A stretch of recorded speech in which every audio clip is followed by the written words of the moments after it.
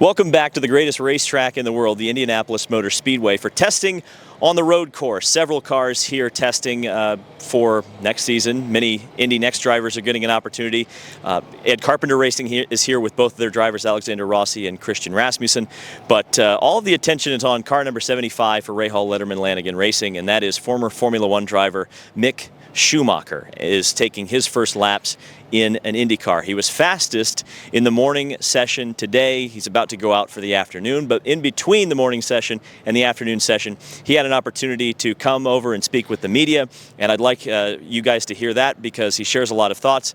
And I think what's most interesting about all of the things that he said is that he's taking this very seriously, and there's a pretty good chance, I would say, based on the conversation we had with Mick today, that he will be in an IndyCar next year. So it's a pretty good conversation. Here's Mick Schumacher speaking after going P1 in first practice here at the Indianapolis Motor Speedway today. Yeah, first impression is positive. It's very similar to some of the cars that I drove in the past.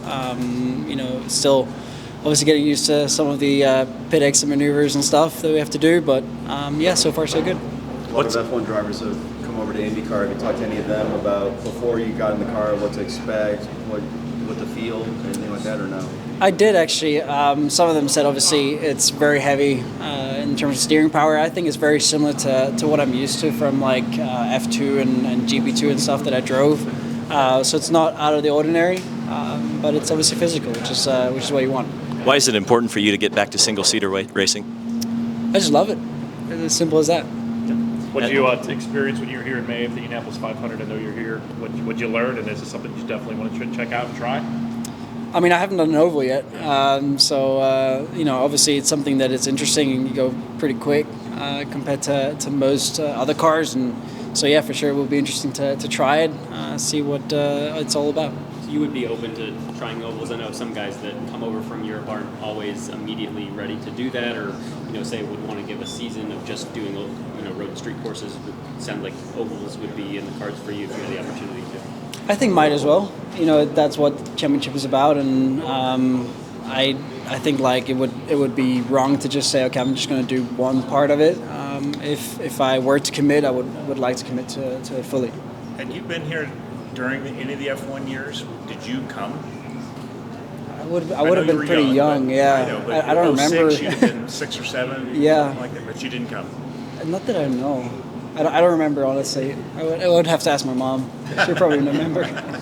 Talk about how this came about today, and what are some of your goals, just getting used to the car and used to this track?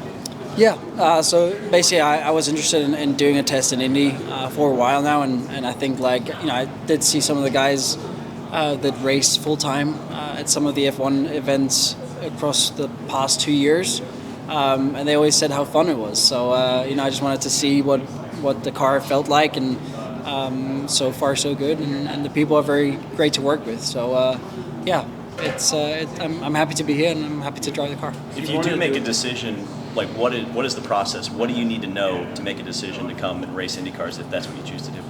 If it's fun, I think that's about it. Like essentially, to me, it's I want to enjoy what I do. I want to enjoy racing, and to do that, I want to find where I feel the most at home. Not saying that Europe or WEC or any of those other championships aren't that. It's just that I feel like maybe racing in a single seater is always what I wanted to do, and therefore I think IndyCar comes the closest to what I can still race, because F2 I can't go back there. I obviously won the championship, so IndyCar might be a good option. You said you wanted to, thought about this for a couple of years, tossed the idea around. Ultimately, what helped this?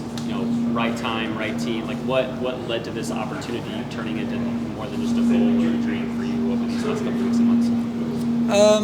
Well, obviously, my target the last couple of years was always to go back to Formula One. Unfortunately, that option hasn't quite opened up this year and the years previous to that. And so at some point, I also want to see, I want to race again in single seaters, and therefore, yeah, that option is a great one. And again, I think hearing what all the other drivers have said so far about IndyCar kind of led to actually making it happen today. Do you feel like you would have to, some drivers that have come over here, whether they come from Formula 2 guys that have wanted to get into Formula One but just never had the opportunity, or guys who've been in Formula One and came here afterwards. We've talked about kind of having to, forego those dreams and fully buy into IndyCar. Do you feel like you would have to do that, or would F1 still be a potential option for you? I wouldn't say, I don't think that this blocks the way back to Formula One. I mean, you can see, from what I've read so far, there are quite a few rumors sometimes around people from here going back over there.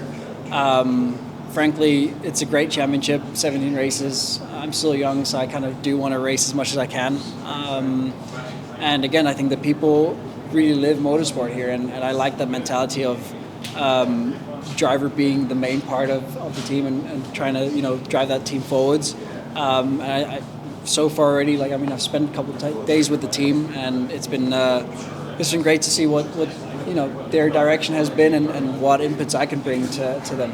We just saw Dirk Mueller walk in. Can you kind of talk about Dirk and his role in all this? Yeah, I mean, he obviously supports me in trying to find my way through motorsport, and obviously he's raced a lot in America, so he knows a lot of the guys here. Hence why I think it's also a good way of understanding the mentality of the people racing here and working here, which is also important to not change completely the culture. And he raced for Rahal, right? Was that kind of part of how this all came together?